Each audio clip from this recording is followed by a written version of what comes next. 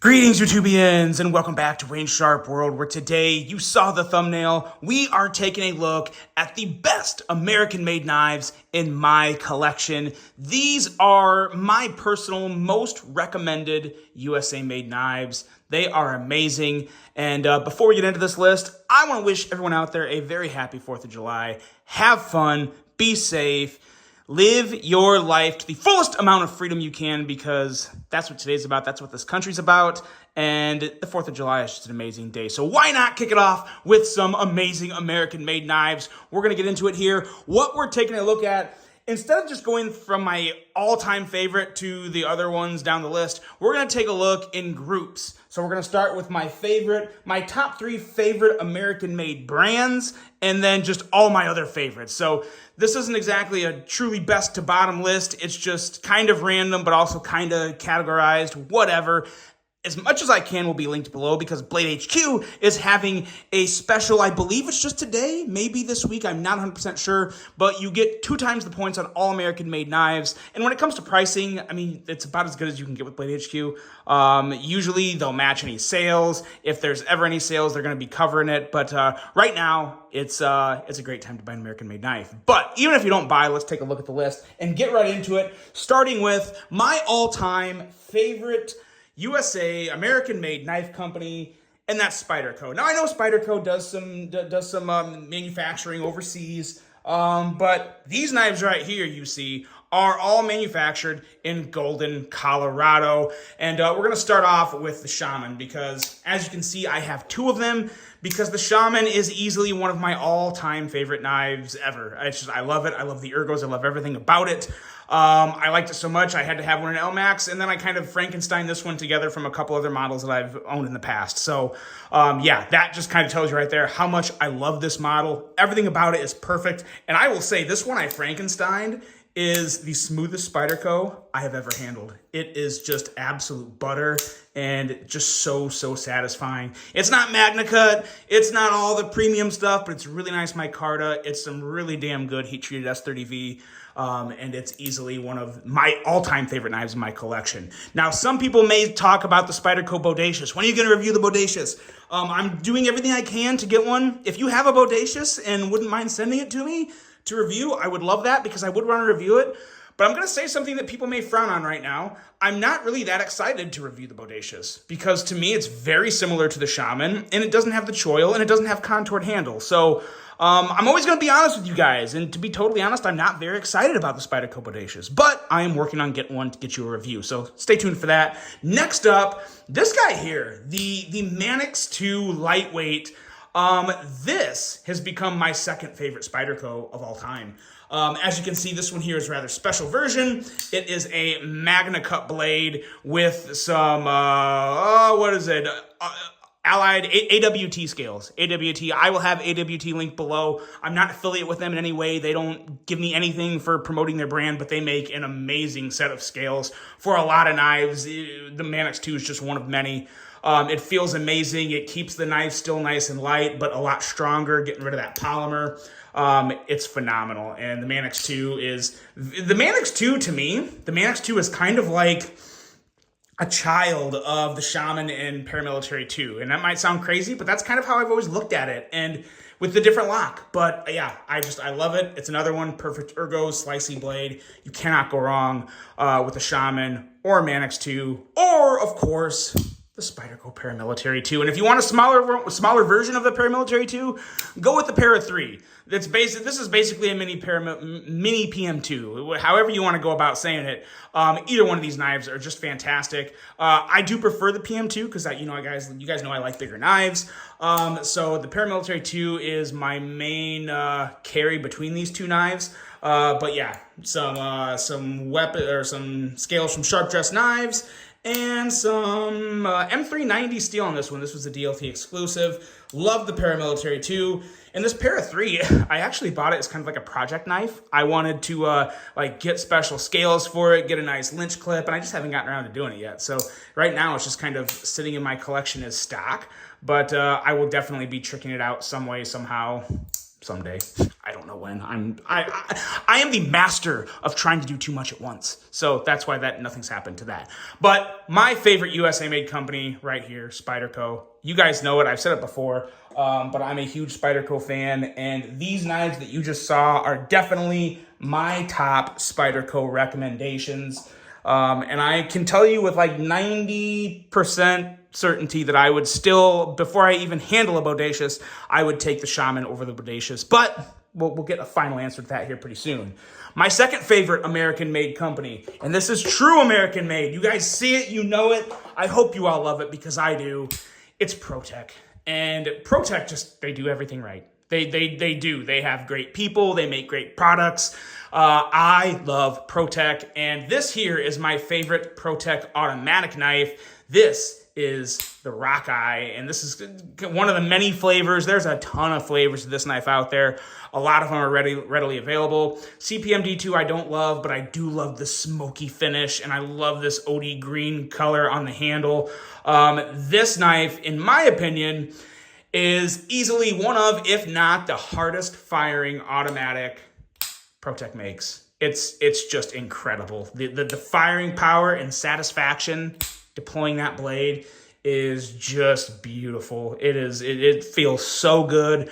Ergos are fantastic. It's a good knife for bigger hands, and it's a nice, big, slicey blade. Excellent out the side automatic from Protek. And it wouldn't be a video about Protek if we didn't talk about what I truly think are the two best knives Protek makes, the Malibu as well as the Mordax. Pick your poison here. If I had to pick one, I would probably go with the Reverse Tonto Malibu. I really do. The Wharncliffe Malibu is also very sweet, but this Wharncliffe, this Reverse Tonto, excuse me. This Reverse Tonto Malibu is just my ultimate jam. Someday I'll probably get a more tricked out version with maybe a special blade coating and handle or whatnot. But right now, this was the very first run. This was from the very first run that came out of Protek, and I'm probably going to hold on to this one forever. It's still using CPM 20 CV. Where does it say that? Oh, yeah, it says it on the flipper tab down here, I think. Yeah, there it is, CPM 20 CV. And you have kind of the number up there of the run, number 144 of the initial run. I love this knife. It's still one of, if not the best button lock ever made. And the Mordax is right up there with it. Bigger blade, great choil, Ferrum Forge design. Amazing knife. If you're looking at Protek, these are my top 3 recommendations. And I would also give an honorable mention to the Godfather. The Godfather is a badass. It's like a combination of like gangster and class. It's an amazing knife. I actually don't have it with me right now, but I would also include that in the list as well. So now let's move on to what I think is probably my third favorite company. I will say Spyderco and Protek are, in my opinion, by far and away my favorite USA manufacturers for knives. But then we get into Hogue, and Hogue does a lot of good things. These are my 4 favorites right here. We have, of course, the Doug Ritter RSK, as well as the Mini RSK. Now, I'm going to tell you this right now. I don't throw shade on reviewers. I love everyone in the community as long as they're not scumbags. But if you are watching a video on the best American-made knives and that reviewer or that person does not have the Hogue Ritter RSK on their list, I would recommend you not watch that channel anymore, because that is just blasphemy to not include this knife on one of the best American-made knife lists of all time, because this thing here, either one, again, I definitely prefer the bigger one. I got the smaller one just because I have a sickness with pocket knives, and I wanted one in my collection, and I also wanted to support Doug Ritter. He does amazing things for knife laws in the U.S., and it's also one of the reasons I do like this knife, and I will be fully open about that. I don't care what anyone thinks. When someone dedicates their life to helping us fight knife laws, that is worth supporting. And it is a great knife. I mean, it is a phenomenal knife. Similar to the Benchmade Griptilian, in my opinion, better because I think Hogue does a better job with the crossbar lock. Just my opinion. But this here is the special edition with Magna Cut and carbon fiber, fluted carbon fiber. It's amazing. And then we have the more standard edition with just kind of some red Damascus and CPM 20 CV. Either one is perfect. meets the 3-inch law, and it's just a big, amazing knife. The RSK Big or Small is definitely, easily, without a doubt, one of the best American-made knives ever made. And then you get into this guy here, the K320 Nitron. And this is one, in my opinion, if you don't want to drop the money on a Spyderco Shaman, you get a K320 Nitron, because these two knives are so incredibly similar in size, in blade, in ergos. The only difference is the manufacturer and the aesthetics. But these are both unbelievably amazing knives. And if I remember right, I do believe the Nitron edged out the Shaman. I think it beat the Shaman by like a point or something in my Battle of the Blades. So that just goes to say how much I love this freaking knife. It is fantastic. There's still a lot of versions out there. There's automatic versions. There's Tonto versions. There's versions just like this. There's versions with aluminum scales and wood inlays. A lot of good flavors of this knife, and it's still easily one of the best. If you've been considering it, stop considering and buy one, because you won't regret it. I guarantee you. It's amazing. And then next up here is the Hogue Deca. This is Hogue's answer to the Benchmade bug out. Let's be real. And they didn't just beat the bug out, they crushed the bug out. They absolutely stepped on the bug out in every single way and squished the guts out, because it looks better, it's more affordable, it's American made, it's got better steel, it is flat out better. Hands down, no questions asked. I love the Deca. I like both blade shapes. I actually just sold the Warncliffe version and decided to hang on to my clip point version. Amazing Alan Ishewitz design. Again, like I said, great steel, and you can get all sorts of handles. This is from Original Goat. That I absolutely love these. I'm probably going to keep it like this forever. This is probably going to be the last Deca I ever buy, unless something happens to this, or, who knows. Sometimes I get tired with knives. All these knives you guys see in this video, I will always have some version of. I would never just get rid of these. I may replace it with a different handle material or a different blade steel, just because sometimes I get bored of the same thing.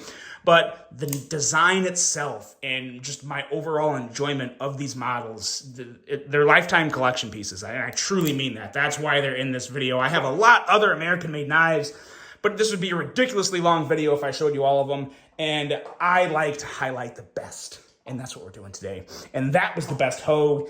And now we're going to go touch on Microtech, because they have one. This MSI here, in my opinion, is the best knife to ever be made with polymer scales. And I like them so much, I haven't even considered changing them. The one thing I am going to try and do is kind of do a little hot melt on these corners to take away that little bit of sharpness on the corners. But other than that, I have no issues with this knife. It is, in my opinion, the best folding knife Microtech's ever made by a country mile. I like Microtech's OTFs. I own one. I actually own two still. And I really enjoy them. I do think there's some very competitive, possibly even better options out there for OTFs. So this is kind of where I'm going with Microtech in the MSI. It's just absolutely, this thing is a banger in every meaning of the word.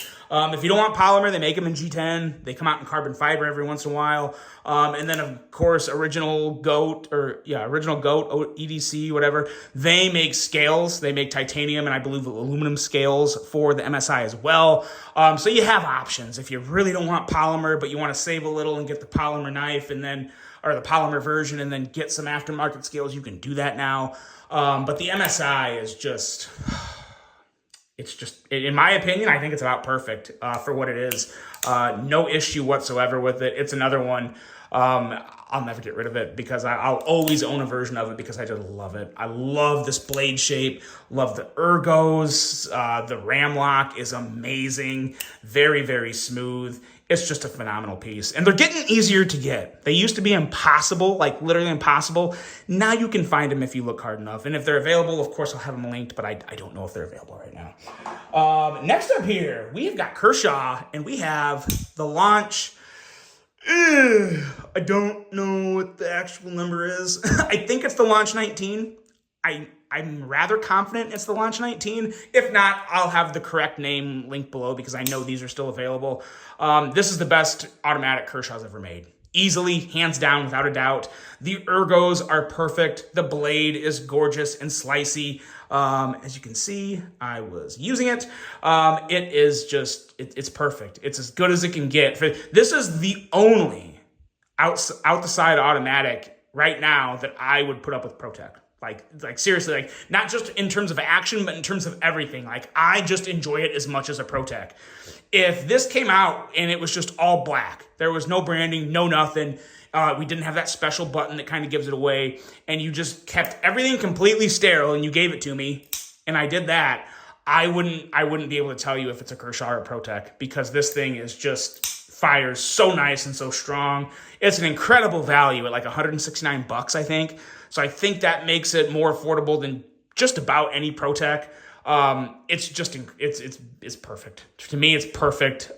This was, in my opinion, a huge level up for Kershaw. I was so impressed with this. They have some other great knives coming out right now. They're not all American made, as you guys know. Some come from overseas, some are made in America. The Launch series is always made in America, and it is just, yeah, this is the one. This is the one. I would recommend this to anyone all the time, all day, every day, twice on Sunday. The Kershaw Launch 19, I think, is amazing. And if you want to support somewhat of a smaller brand, I would highly recommend this right here, the Tactile Maverick. This is an amazing knife. Very classy, this walks a perfect line of just sophisticated, but also bigger and sleek and modern, and with very smooth action. This is broken in very well for me. I'll admit, when I first got it, it was quite stiff. This knife will take some break-in. Unless they've done something different recently, this knife is going to take some break-in time. But once it breaks in, it is pretty darn smooth. Like smooth enough to where, again, like I said, this isn't going anywhere, because I really enjoy carrying it. And it's an amazing Richard Rogers design. And for what this is, for CPM Magna Cut with a great heat treat, I believe the heat treat is 63 to 64 or 62 to 63. One of those two, I don't remember for sure, but it's a really good heat treat. And then all of the micro milling on this titanium handle. This could easily be a $500 knife. Easily. And I mean, especially nowadays, easily a $500 knife. But it's a $349 knife. So yes, it's still expensive, I know, but for American made, for this level of fit and finish and detail, I do think it's a great value. The Tactile Maverick is amazing. Now we're kicking it up a notch, and we're getting more expensive because we're talking Chris Reeve. Chris Reeve's still incredible. Like I know the pricing has went up. They've gotten more expensive. It makes me even happier that I bought my Sebenza and Unmunzan when I did, because yeah, they're both S35 VN, but I will not be buying new ones because they're just too much. And it's hard for me to justify, like if I buy a $500+ knife, it's going to be once a year at the absolute most. And I don't plan on buying a $500 knife this year. So we'll put it that way. But the Sebenza is just the definition of glassy smooth, as well as the Unmunzan. The only thing I don't like about the Unmunzan are the thumb studs. I wish there was a little more grip. It's just like completely domed and smooth. And I also don't really like thumb studs on the Sebenza, to be honest. I mean, they're okay, but they're not great. I would prefer something more along the lines of this, only with some jimping and stair-stepping. That would make, in my opinion, this knife much more enjoyable. But it's still, I mean, as they are, again, I'm nitpicking. They're still in the collection for a reason. I could very easily sell these, but it's just not happening, so please don't message me asking. I love these two knives. Definitely love them. And Chris Reeve, the level of detail, and when you feel these things in hand, the presentation, everything about them is just first class. Absolute first class. Speaking of first class, we're going to end this video with my favorite knife of all time. If you've watched this channel before, you know what I'm talking about. It's the Arius. It's my wedding knife, my wedding day carry. It is the knife that I will probably forever consider my perfect knife. The flipping action is perfect. My hands are a little sweaty. The middle finger flicking action, perfect. The ergos, fantastic. The aesthetics are unlike anything else. You can't compare anything to the Arius. The Arius, from an aesthetic and manufacturing standpoint and just quality and detail, is, in my opinion, still on a level of its own. There may be some other U.S. manufacturers out there, because again, you guys, I haven't handled every American-made knife company in the world, or in the country, but I have handled an Arius, and I've handled a lot of other ones, and this is still the most impressive one I've ever handled. Now, these are not cheap, so the price does kind of, it comes with that price tag of like, what was it, like $700 now, $750. I paid $650 for this back when, 2022. Yeah, early 2022 is when I got this for $650 from DLT. On a very small drop. They sold out in like 2 minutes or maybe less than that. But you just can't go wrong with the Arius. You just really can't go wrong.